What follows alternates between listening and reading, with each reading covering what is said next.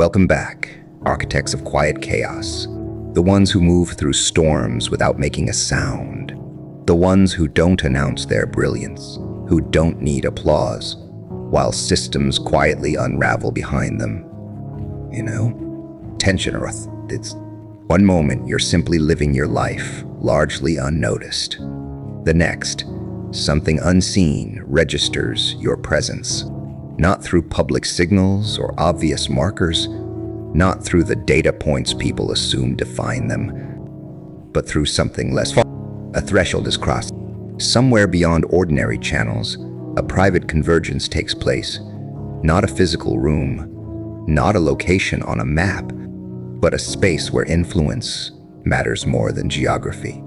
Where decision makers gather. Individuals who operate without visibility, who don't require acknowledgement, who quietly determine which forces are encouraged and which are neutralized before they disrupt the larger structure. Without intention or effort, you become part of their discussion. Plans, they don't examine you as an individual in the personal sense, but as a variable, a point of deviation, something that doesn't align neatly with expectation. Some voices approach the assessment with curiosity. They notice adaptability, resilience, a capacity to remain steady under pressure. They speak in terms of usefulness, how such qualities might be redirected, integrated, or guided into existing systems. To them, anything capable but unclaimed appears as potential. Others see the same traits and arrive at a different conclusion. What resists conditioning introduces uncertainty. What doesn't respond predictably to pressure cannot be easily managed. You don't conform to standard behavioral projections. You don't fracture when stress is applied. That absence of predictable response registers not as strength, but as risk. Downed. When the discussion stalls, a final perspective enters, the one that tends to appear only when balance is at stake. The conclusion that follows isn't about protecting you, it's about protecting the system. Because in reviewing the totality, your patterns, your restraint, the way you move through structures without tying your identity to them, they recognize something difficult to resolve. If you were brought inside, you wouldn't fully belong. You would observe, you would learn, you would quietly understand how things work. If they attempted to remove you, you wouldn't simply vanish. You would persist in less tangible ways, as memory, as influence, as a reference others might quietly pass along. Neither option offers certainty. So the most stable response emerges: disengagement, no recruitment, no provocation, no confrontation. Let this presence remain unacknowledged and hope it never turns its focus back toward the system itself. The irony is that none of this was something you sought. You weren't pursuing authority, recognition, or disruption. You were simply living with an awareness that something about the world didn't quite align. Early on, it felt as though others were following instructions you never received. Paths were taken without question. Goals were adopted without examination. Progress was measured by standards that didn't resonate. And you noticed, not dramatically, not in protest, but quietly. You observed inconsistencies. You sensed recurring patterns. You felt internal responses that didn't match what was expected of you. That difference alone was enough to be noticed. You weren't identified for opposition or misconduct. You were observed because you operated outside the prevailing rhythm. Your responses weren't easily predicted. Your motivations didn't follow familiar incentives, and unpredictability unsettles systems that depend on order. Disorder can be managed. Opposition can be contained. Even dissent can be redirected. But someone who doesn't respond reliably to reward or threat, who doesn't anchor their sense of self to approval, introduces a form of uncertainty that's difficult to resolve. Control relies more on predictability than force. So observation followed, quietly, indirectly, habits noted, associations logged, words considered in moments when you assumed no one was paying attention. A record formed, not of wrongdoing, but of awareness, of instances where you stepped slightly outside the narrative without announcement, of choices that couldn't be easily traced back to conditioning. You didn't try to persuade anyone. You didn't explain yourself. You simply lived in alignment with your own understanding. And that alone had an effect. People questioned their assumptions without knowing why. Presence became influence without intention. That's why the discussion carried weight. Some believed your perspective could be adapted, your independence reframed as leadership, your clarity redirected toward predefined goals. They would have presented opportunity as empowerment, access as recognition, responsibility as advancement, authority wrapped carefully in obligation. The kind of arrangement they considered would have appeared voluntary at first, an opportunity framed as choice, an invitation that feels open until the boundaries quietly close. They believed influence from within was possible, that allegiance could be shaped, that whatever made you distinct could be softened without you noticing. Lens. But others recognized something more fundamental. They saw that you don't attach yourself to outcomes in the usual way. You don't fear distance the way most systems anticipate. Your sense of self isn't anchored to approval, position, or security structures. You would have accepted an invitation out of interest, not dependence. And interest paired with independence is destabilizing to closed systems. You wouldn't have disrupted them through resistance, but through understanding. An insider who doesn't rely on the system for identity or safety introduces uncertainty no structure is designed to tolerate. So the conclusion shifted toward restraint, withdrawal, space, silence. Not because you were insignificant, but because engagement carried consequences they preferred to avoid. Direct involvement would confirm what you already sensed. Continued observation would refine your awareness. Opposition would accelerate your development. And once perception solidifies into certainty, influence stops being abstract. It becomes demonstrable, and demonstrable patterns tend to spread. This wasn't mercy, it wasn't admiration, it was caution. Sometimes caution presents itself as strategy, allowing you to move without interference felt safer than drawing your attention directly to the mechanisms behind the structure. Especially now, when others are beginning to notice similar inconsistencies, when questions surface faster than they can be addressed, when silence no longer absorbs uncertainty as easily as it once did, and you continue forward, not constrained, not redirected, not erased, not because you were overlooked, but because you were assessed carefully. Being that final decision, the one that ended the discussion, was not surrender. It was a deliberate step back, a recognition that some forces become more influential when pressured, that narrowing options can amplify presence rather than contain it. They understood that attempting to confine you would only sharpen your focus, that resistance would turn observation into articulation. So they chose distance, not because the risk disappeared, but because provoking it would create more momentum than they were prepared to manage. And here is the part that carries weight, whether it brings discomfort or clarity. That choice was made with a clear understanding of who you are becoming. They know you won't diminish yourself to maintain comfort. They know you won't adopt roles simply to make others feel secure. By continuing to live as you are, observant, consistent, unperformative, you represent something quietly challenging to the structures they rely on. Without making declarations, you demonstrate that conformity is conditional, that participation is optional, that systems often appear more solid than they are. And even knowing this, they chose not to intervene. That suggests something important. It means the balance shifted long before you were aware any calculation was being made. It means scenarios were considered, outcomes weighed, and the conclusion reached that direct engagement would come at too high a cost. Whatever influence you carry, whatever clarity follows you into a space, it disrupts faster than reinforcement can keep pace.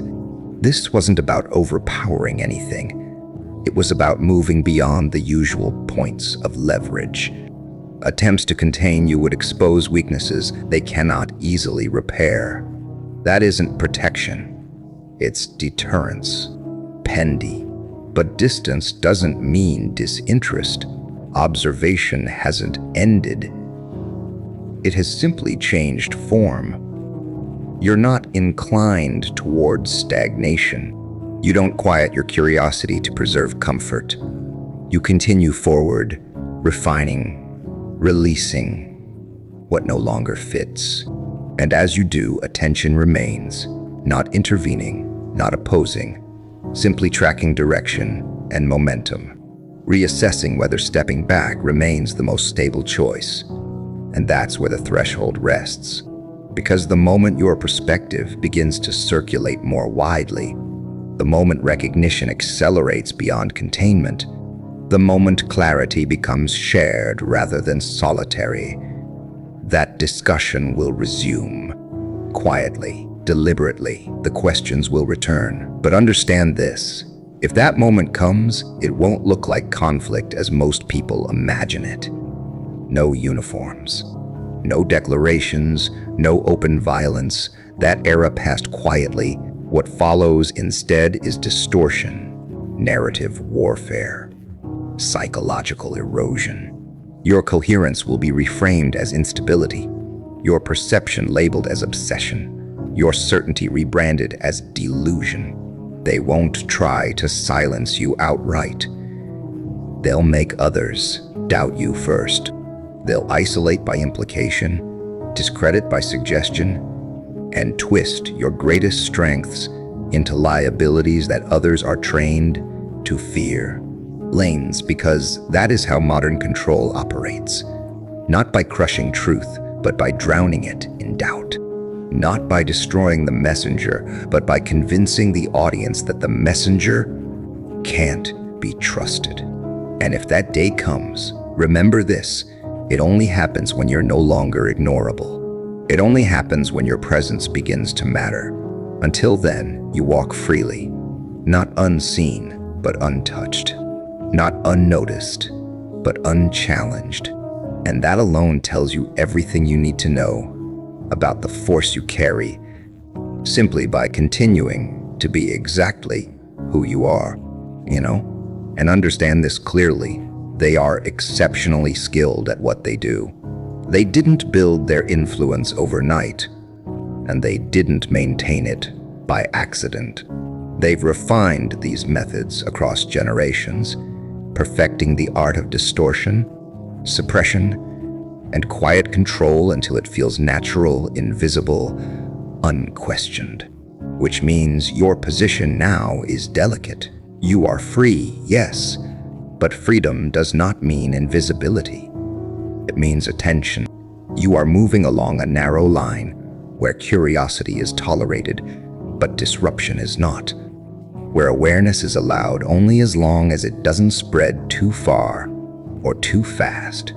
The moment your presence becomes too undeniable, too impossible to ignore, that tolerance evaporates. And when it does, they won't convene quietly or debate hypotheticals. They'll act, lend. But here's the truth. They never want you to uncover the reason the retreat happened at all. Beneath the calculations, beneath the projections and strategic language, there is uncertainty. Real uncertainty. They stepped back not because they were confident, but because they weren't. They ran every model they could construct. They tested outcomes, simulated reactions, explored escalation paths, and in too many of those scenarios, direct engagement with you didn't end in containment. It ended in exposure. collapse, unraveling. Because you don't respond like the others before you. You don't desire what they dangle. You don't fear what they threaten. You don't depend on what they regulate. And leverage only works when someone needs something badly enough to surrender themselves for it. Blend. They can't buy you because you don't worship accumulation. They can't intimidate you because you've already accepted loss as a teacher rather than a punishment. They can't shame you because you stopped measuring yourself by the opinions of people who never questioned the script they were handed. You saw the pattern early, that most voices aren't thinking, they're echoing.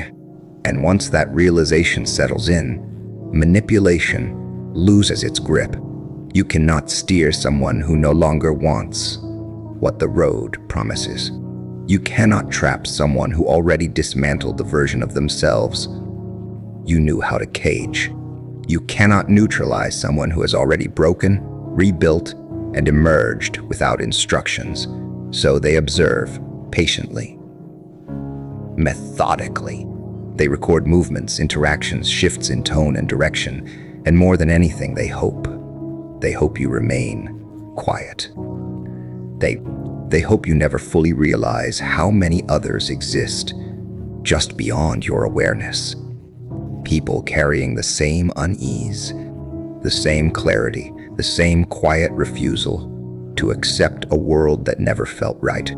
Because the danger isn't you alone. It's what happens if connection forms, if recognition spreads, if the ungovernable begin to recognize one another and realize they were never isolated, only separated. Because the moment that happens, the structure doesn't collapse with spectacle or violence. It dissolves, slowly, inevitably. The illusion holding it together weakens as belief drains away. It was never reinforced by force alone. It survived because people were convinced there was no alternative. And you stand as proof that there is. Proof that the system is optional. That confinement only functions when the bars are believed in. And once enough people see that, truly see it, the architects lose the only thing that ever mattered: invisibility. Without it, they're not untouchable forces. They're just frightened individuals clinging to borrowed authority, trying to maintain control they never earned. And here's the quiet irony that completes the circle. That final vote, the one they believed protected them, was never about sparing you. It was about preventing your transformation into something unmistakable. If they had pulled you inside and lost control, you would have become a betrayer. If they had silenced you, you would have become a symbol. Both outcomes were dangerous. So they chose neglect, assuming obscurity would dull your impact. What they failed to grasp is this: you don't require recognition to be powerful. You don't need a dramatic fall or a heroic narrative to alter the course of others. You don't need permission, validation, or acknowledgement. You only need to exist as you are. Because every encounter carries an imprint. Every conversation leaves residue. People won't always understand why you stayed with them, why something shifted after crossing your path. But it will. Questions will form. Certainties will loosen. Old assumptions will crack. And that slow, silent spread of awareness, that's the real disruption. Not action, but resonance. Not rebellion, but realization. So the decision stands. 7 wanted to claim you, 5 wanted to erase you, and 1 chose distance. And now you're here, recognizing that the unease you felt wasn't paranoia, that the clarity wasn't delusion, that the sense of separation was never madness.